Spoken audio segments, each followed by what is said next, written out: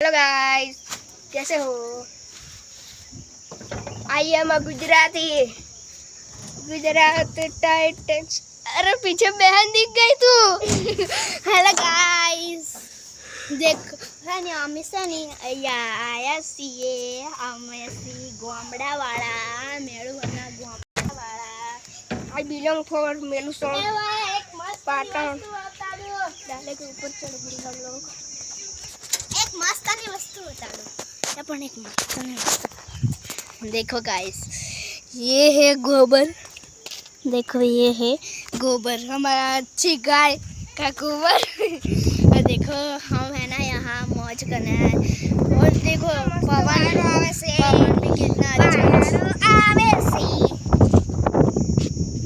देखो ये डांस कर रहा है। और ये हमारा सब रूम है।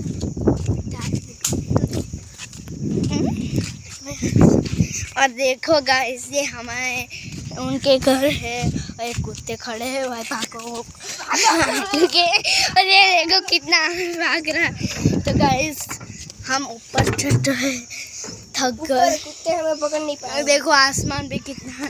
वो ग्लास तू वहाँ रख के आई है। देखो एक ग्लास अंदर रख के आया, तब तक मैं बनाता हूँ। देखो अब मेरे भाई को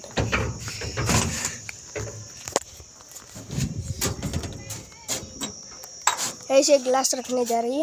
घर पे रखे, घर पे रखे आना था।